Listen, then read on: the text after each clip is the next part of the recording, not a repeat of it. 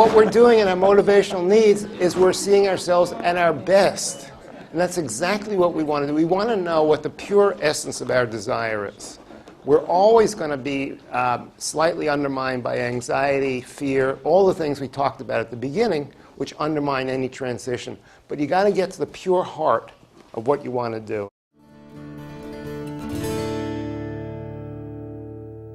I want you to dream big. I want you to forget about reality for a time and think about utopia here. Everything has worked out just like you planned. Your transition has worked absolutely smoothly. You have enough money to do anything you need to do, and you're living the life of your dreams. So no constraints here. Dream big.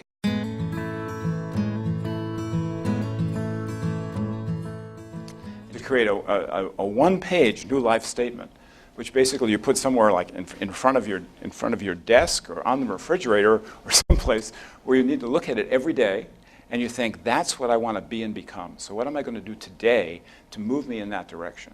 In a sense, you're making it up, but in another sense, you're making a commitment. Making a commitment to yourself. If I really want this to happen, what am I going to do to make it happen? We can stay in that, I think I'd like to do this for years. And you don't want to stay there because we don't have that kind of time. Basically, you're giving yourself a way of either saying yes or no. And it's a promise to yourself. And then if you decide that promise doesn't work, you let it go and you go on to the next promise. But in effect, you're clarifying your own dreams with yourself and making them possible. So what I want you to do now is look at your vision statement and pick out 2 sentences in your vision statement and turn those 2 sentences into 2 goal statements. They may already be goal statements, but use them as your goals. And for each one, underneath that goal statement, I'd like at least 1 strategy, more if you'd like, and 2 to 3 objectives with some time frames.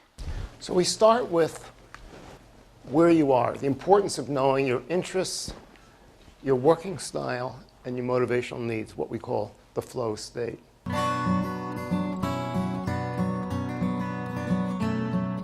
This is what we call identity.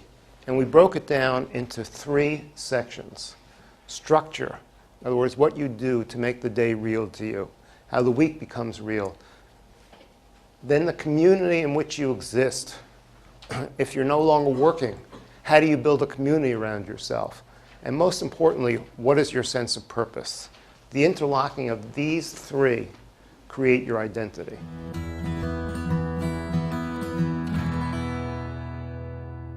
So the big question is, what if it isn't adding up? What if I've created this great vision, this great life, all these wonderful goals and objectives, and I can't do it? The money that I'm generating is too low, and regardless of how I restructure things, it's not going to support the kind of life I want. Well, then you've got to make some adjustments. And this is where reality meets vision. You may need somebody by your side who's actually helping you do this, because otherwise it's very easy to get emotionally sidetracked in these situations. So you have to be mindful of the project you're actually taking on. This is different than finding a gym. This is really tracking through your past. Well, I believe in community building. If you're asking me where courage is supported, it's from being part of a community and recognizing that there are other people, and you'll have to find them. I don't know how involved the people in this room are with each other. But to get the intellectual and emotional support from the communities that you build around you. Life expands or contracts in proportion to one's courage.